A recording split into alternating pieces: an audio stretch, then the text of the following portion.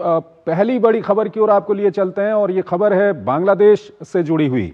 बांग्लादेश में एक हिंदू युवक की वहां पर जो हत्या हुई, उसके बाद हालात काफी खराब वहां पर बने हुए हैं और हिंदू युवक को पीट पीट कर जिंदा जलाने के विरोध में भारत, नेपाल और बांग्लादेश में विरोध प्रदर्शन हो रहे हैं। वहीं बांग्लादेश में कानून और व्यवस्था की हालत इतनी खराब हो चुकी है कि अंतर्राष्ट्रीय समुदाय लगातार बांग्लादेश में मोहम्मद यूनुस के नेतृत्व वाली अंतरिम सरकार से हालात पर काबू पाने की अपील कर रहा है। संयुक्त राष्ट्र महासचिव एंटोनियो गुटरेस ने भी बांग्लादेश के बिगड़ते हालात पर गहरी चिंता व्यक्त की है। आइए इस संबंध में आपको एक रिपोर्ट दिखाते हैं और फिर इस पर अपने विशेषज्ञ मेहमान के साथ चर्चा करेंगे। एक बेकसूर हिंदू युवक की सरेआम लिंचिंग और उसकी लाश को जलाए जाने की घटना के बाद उपजा आक्रोश थमने का नाम नहीं ले रहा है। बांग्लादेश के मेमनसिंह जिले में हुई दिल दहला देने वाली इस घटना के खिलाफ विश्व भर में विरोध प्रदर्शन जारी है। दिल्ली में बांग्लादेशी उच्च आयोग के बाहर भी एक जबरदस्त विरोध प्रदर्शन हुआ। लोगों ने बांग्लादेश में हिंदू अल्पसंख्यकों की सुरक्षा सुनिश्चित करने की मांग करते हुए दीपू चंद्र दास के लिए न्याय की आवाज बुलंद की। भारी पुलिस बंदोबस्त ने इस बात को सुनिश्चित किया कि प्रदर्शनकारी उच्च आयोग के परिसर से दूर ही रहें। विरोध प्रदर्शनों का सिलसिला दूसरे शहरों में भी देखा जा रहा है। जम्मू, सिलीगुड़ी, हैदराबाद, जमशेदपुर, असम, त्रिपुरा, नेपाल के अलग अलग जिलों में भी इस मामले को लेकर व्यापक विरोध प्रदर्शन दर्ज किया गया।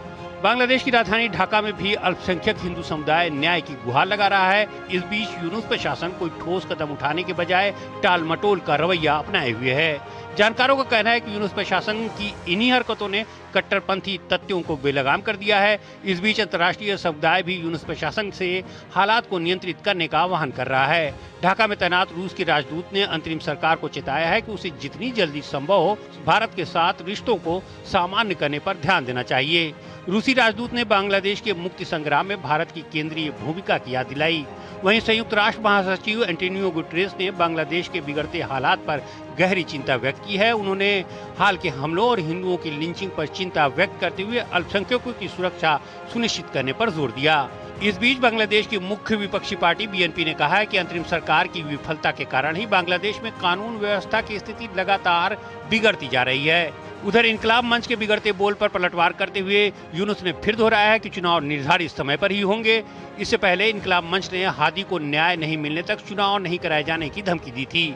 हादी की हत्या के बाद से ही बांग्लादेश में नया बखेड़ा चल रहा है।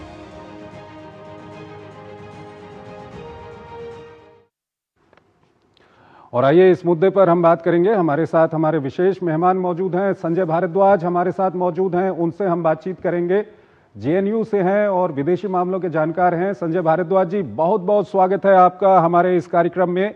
और पहला सवाल जो मैं आपके सामने रखने जा रहा हूं, जिस तरह के बांग्लादेश के हालात बने हुए हैं और हमने देखा कि भारत में भी कई शहरों में प्रदर्शन हो रहे हैं उसको लेकर के, जो वहां पर हिंदू युवक की मॉब लिंचिंग की गई थी, और साथ ही साथ नेपाल में और खुद बांग्लादेश में भी कई प्रदर्शन वहां पर हो रहे हैं इसको लेकर के। क्या कुछ आपकी पहली प्रतिक्रिया? जी धन्यवाद। देखिए, ये बात साफ साफ हो चुकी है बांग्लादेश में कि अब वहां पर कोई हसीना नहीं है। हसीना के आने के बाद से 1.5 साल से जिस तरीके से बांग्लादेश के हालात हो गए हैं, तो ये बात स्पष्ट है कि वहां पर जो अभी सत्ता है, कहने के लिए सिर्फ मोहम्मद यूनुस की इंटरिम गवर्नमेंट है, सत्ता है, लेकिन मुझे लगता है कि पूरी तरीके से जो कंट्रोल है वो मोहम्मद यूनुस से भी बाहर चला गया है। और वहाँ पे जो रेडिकल इस्लामिस्ट जो फोर्सेज हैं, जिसको हम कहेंगे जमात इस्लाम, और इनका एक स्ट्रॉन्ग नेक्सेस वहाँ पे क्रिएट होगा, एक सिंडिकेट वहाँ पे क्रिएट हो गई है, और वो एक बहुत बड़ा चिंता का विषय है। और जिस तरीके से ये पहली इंसिडेंट नहीं है, पहले भी इस्कॉन टेम्पल के जो प्रीस्ट को अरेस्ट किया था, और जिस तरीके से कंगारू कोर्ट बन के, और जो आवामी लीग के और लिबरल डेमोक्रेटिक लोग हैं, मुस्लिम्स भी हैं और हिंदू हैं, जिनका प्रोसिक्यूशन हो रहा है बांग्लादेश में, ये बहुत बड़ा चिंता का विषय। लेकिन जिस तरीके से सरेआम जो एक ये दीपू चंद दास की जो हत्या की है, ये लगता है कि बांग्लादेश को एक अनार्की की तरफ ले जा रहा है। और मुझे लगता है इसमें जो खास ताकतें हैं, जो जिनका कोई मास स्पेस नहीं है, जिनका कोई बांग्लादेश में मास प्रेजेंस नहीं है, पैन बांग्लादेश प्रेजेंस नहीं है, वो नहीं चाहती कि बांग्लादेश में फ्री फेयर और इंक्लूसिव इलेक्शन हो, और वो इनफैक्ट इलेक्शन के पक्ष में ही नहीं है। जिस तरीके से इंकलाब मंच का भी एक बयान आया कि हम नहीं चाहते कि इसी हालात में चुनाव, बेसिकली वो चुनाव नहीं कराना चाहते, वो ऑथोरिटेरियन और अनइलेक्टेड गवर्नमेंट के माध्यम से जो एक अभी व्यवस्था बनी हुई है उसको ही सस्टेन करना चाहते हैं। ये बांग्लादेश के लिए मुझे लगता है कि इसको एक गृह युद्ध की तरफ धकेलने का साफ साफ उदाहरण है, और बहुत बड़ी चिंता है ना केवल बांग्लादेश के लिए, पूरे दक्षिणी एशिया के लिए, कि जिस तरीके से मोहम्मद यूनुस और उनके जो एसोसिएट्स हैं, ये कहिए कि जो स्टूडेंट्स लीडर्स हैं, जो स्टेटमेंट आ रहे हैं, ये भी बहुत चिंता का विषय है। और एक एंटी इंडिया, एंटी अवामी लीग, एंटी 1971 का एक रिटोरिक क्रिएट कर दिया गया है, वो बहुत ही बांग्लादेश की अपने स्वास्थ्य के लिए बहुत एक चिंता का विषय है।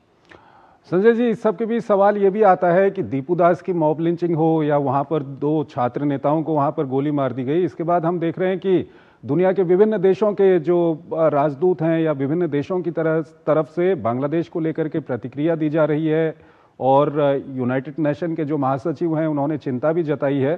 सवाल ये है कि क्या बांग्लादेश की जो अंतरिम सरकार है, जिसने ये कह दिया कि ये जो दीपू दास की लिंचिंग की घटना है ये एक छोटी सी घटना है, उस पर कोई असर पड़ेगा इस अंतर्राष्ट्रीय समुदाय की ओर से जो प्रतिक्रियाएं आ रही हैं उसको लेकर के? देखिए, जो हालात बांग्लादेश में हो गए हैं, और मैं ये कहूंगा कि आज जो बांग्लादेश में जो माइंडसेट और जो विचार डोमिनेट कर रहा है वो पाकिस्तान का माइंडसेट है, पाकिस्तान का विचार। और वहां पर आप जानते हो जिस तरीके का एक फेल्ड और डिसफंक्शनल स्टेट पाकिस्तान है, और उसमें आर्मी और अथॉरिटेरियन वॉइस ही बुलंद होती है, वही विचार आज बांग्लादेश में कायम किया जा रहा है। और उसमें सबसे बड़ा जो रोल अदा कर रही है, और जो ISI का और पाकिस्तान का जो प्रॉक्सी बना हुआ है जमात इस्लाम, वो बहुत बड़ी भूमिका निभा रही है।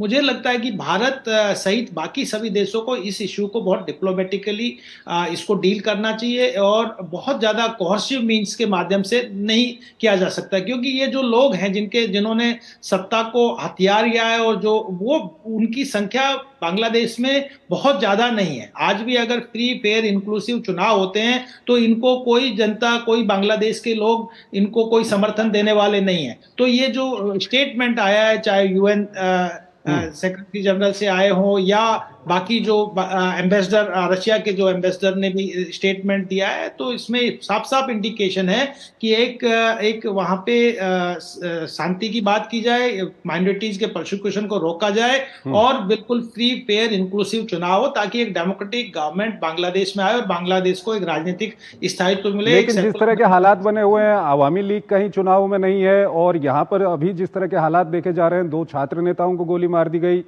हिंदू युवक की वहां पर मॉब लिंचिंग हुई है, ऐसे में आने वाले दिनों में जो चुनाव होंगे वो चुनाव किस तरह से होंगे, उसको लेकर के क्या सवालात नहीं उठते? नहीं, ये तो एक बहुत बड़ा सवाल आपने चंद्रशेखर जी, कि ये वहां पे चुनाव, मैं कहूंगा कि कोई अगर राजनीतिक दल जो है जिसका पैन बांग्लादेश प्रेजेंस है, वो पहली पार्टी है अवामी लीग है। और आज भी जो सर्वे आ रहे हैं, अभी जो 2 न्यूज़पेपर को वहां पे उस पे अटैक हुआ, उन्होंने भी एक सर्वे किया था कि 70% बांग्लादेश के लोग ये चाहते हैं कि वहां पर अवामी लीग को चुनाव में पार्टिसिपेट करने दिया जाए। और आपको मैं मोटे तौर पर बता रहा हूं कि आज भी बांग्लादेश अगर में अवामी लीग चुनाव लड़ती है तो 30 से 35% वो चुनाव उनके पक्ष में लोगों का समर्थन रहेगा। और यही डर है जो कट्टरपंथी हैं, जो राजनीतिक दल हैं, जिसमें नई पार्टी जो किंग्स पार्टी बनी हुई है NCP या जमात इस्लाम का, कि अगर 2 राजनीतिक दल BNP और अवामी लीग अगर चुनाव में लड़ती है तो इनका कोई अस्तित्व नहीं होगा। और इसी ही डर की वजह से ये कोशिश कर रहे हैं कि -1 आपने कर दिया, और BNP को भी, क्योंकि BNP में भी आप देखना एक नया गेम शुरू होने वाला है, कि जिस तरीके से तारिक रहमान को एक ट्रेवल पास दिया है, यानी कि तारिक रहमान को बुला के एक नया पोलराइज्ड और डिस्कोर्स क्रिएट किया जाएगा कि तारिक रहमान तो करेक्ट आदमी है, 2001 से 2006 के बीच में जिस तरीके का शासन सत्ता दी थी वो फिर से बांग्लादेश को उधर ही ले जाएगा। तो एक तरीके से पोलराइजेशन BNP वर्सेस जमात इस्लाम और NCP के बीच में होगा, यानी कि अवामी लीग को बाहर रखने का पूरा प्रयत्न है। तो ये सबकी नजरें बनी रहेंगी, क्योंकि आने वाले दिनों में चुनाव होने हैं बांग्लादेश में, और जिस तरह के हालात बने हुए हैं, किस तरह से बांग्लादेश आने वाले दिनों में आगे की ओर बढ़ता है, पूरी दुनिया की नजरें इस पर रहेंगी। ये संजय जी, चुनाव को आगे खिसकाने का, चुनाव को नहीं कराने का, डेफर करने के नई नई ये तरीके अपनाए जा रहे ठीक हैं आज है, के। ठीक है। संजय जी हमारे साथ बने रहिए, एक और महत्वपूर्ण विषय है उस पर हम बातचीत करेंगे, लेकिन हमको यहाँ पर एक छोटा सा ब्रेक लेना है, एक छोटा सा ब्रेक।